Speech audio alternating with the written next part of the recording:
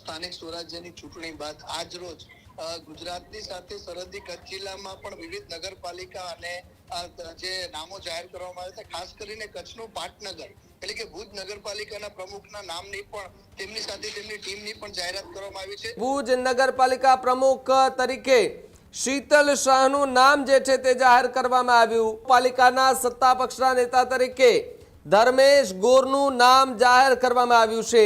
ભાજપની હંમેશાથી ખીરી રહી છે કે જે નામો ચર્ચામાં હોય છે તે નામો પર ક્યારે મોહર જોવા નથી મળતી, ત્યારે કચ્છમાં પણ આ પ્રકારનું એક દ્રશ્ય સામે આવ્યું છે। કચ્છના અંજાર નગરપાલિકાની અંદર ભારતીય જનતા પાર્ટીના જે હોદ્દેદારો છે તેમના નામોની પણ જાહેરાત કરી દેવામાં આવી છે। પ્રમુખ તરીકે ધર્મિષ્ઠાબેન છે તેમની જાહેરાત કરાઈ છે। ઉપપ્રમુખ પદે પરેશભાઈ ભાવસાર છે તેમની જાહેરાત કરવામાં આવી છે। ત્યારે જ ન્યૂઝરૂમ ગુજરાતની યુટ્યુબ ચેનલને સબસ્ક્રાઇબ કરો અને ઇન્સ્ટાગ્રામ અને ફેસબુક પર ફોલો કરો। અપડેટ રહો, સત્યની સાથે રહો।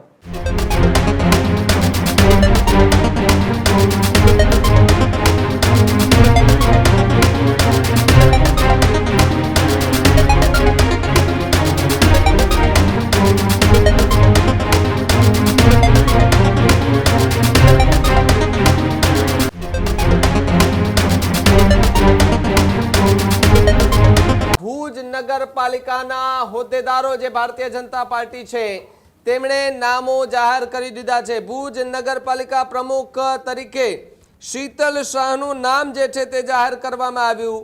ભુજ નગરપાલિકાના ઉપપ્રમુખ પદે બિંદિયાબેન ઠક્કર જે છે તેનું નામ જાહેર કરવામાં આવ્યું। નગરપાલિકાના કારોબારી ચેરમેન કમલભાઈ ગઢવી છે તેમનું નામ જાહેર કરવામાં આવ્યું છે। તો આ તરફ બીજા નામોની જો વાત કરવામાં આવે તો પાલિકાના સત્તા પક્ષના નેતા તરીકે ધર્મેશ ગોરનું નામ જાહેર કરવામાં આવ્યું છે। નગરપાલિકાના દંડક તરીકે રૂપલબેન ચાવડા છે તેમનું પણ નામ જાહેર કરવામાં આવ્યું છે। એટલે કે સ્થાનિક સ્વરાજ્યની ચૂંટણી સમયે જે ઘમાસાણ આપણે જોયું હતું અને એ જ બધી ચર્ચાઓ વચ્ચે ભુજ નગરપાલિકાના પ્રમુખની નામની પણ જાહેરાત થઈ ગઈ છે। શીતલ શાહ છે તેમને ભુજ નગરપાલિકાના પ્રમુખ તરીકે એમની વરણી કરવામાં આવી છે। ત્યારે મારી સાથે મારા સહયોગી કચ્છથી ભરતસિંહ જોડાયા છે। ભરતસિંહ, જે રીતે એક બાદ એક નગરપાલિકાના પ્રમુખોને સાથે જે હોદ્દેદારોના નામની જાહેરાત કરવામાં આવી રહી છે, ભાજપે ભુજ નગરપાલિકાના પ્રમુખની સાથે જ અન્ય હોદ્દેદારોના નામની પણ જાહેરાત કરી છે। ખૂબ મહત્વપૂર્ણ છે કે એક તરફ સ્થાનિક સ્વરાજ્યની ચૂંટણી બાદ આજ રોજ ગુજરાતની સાથે સરહદી કચ્છ જિલ્લામાં પણ વિવિધ નગરપાલિકા અને જે નામો જાહેર કરવામાં આવ્યા છે, ખાસ કરીને કચ્છનું પાટનગર એટલે કે ભુજ નગરપાલિકાના પ્રમુખના નામની પણ તેમની સાથે તેમની ટીમની પણ જાહેરાત કરવામાં આવી છે। ભુજ નગરપાલિકાના પ્રમુખ તરીકે શીતલ શાહ, ઉપપ્રમુખ તરીકે બિંદિયાબેન ઠક્કર, ભુજ નગરપાલિકાના કારોબારી ચેરમેન તરીકે કમલ ગઢવી, સત્તા પક્ષના નેતા તરીકે ધર્મેશ ગોર અને દંડક તરીકે રૂપલબેન ચાવડાના નામની જાહેરાત કરવામાં આવી છે। એટલે કે એક તબક્કે કચ્છના પાટનગર ભુજમાં નગરપાલિકામાં જ્યારે ભાજપનો ભગવો લહેરાય છે ત્યારે વધુ એકવાર સત્તાની સુકાન શીતલ શાહ અને તેમની ટીમને સોંપવામાં આવી છે। જી ભરતસિંહ, જોડાયેલા રહેજો અમારી સાથે। એક બીજા અન્ય પણ મહત્વપૂર્ણ સમાચાર કચ્છના અંજારથી સામે આવી રહ્યા છે। કચ્છના અંજાર નગરપાલિકાની અંદર ભારતીય જનતા પાર્ટીના જે હોદ્દેદારો છે તેમના નામોની પણ જાહેરાત કરી દેવામાં આવી છે। પ્રમુખ તરીકે ધર્મિષ્ઠાબેન છે તેમની જાહેરાત કરાઈ છે। ઉપપ્રમુખ પદે પરેશભાઈ ભાવસાર છે તેમની જાહેરાત કરવામાં આવી છે।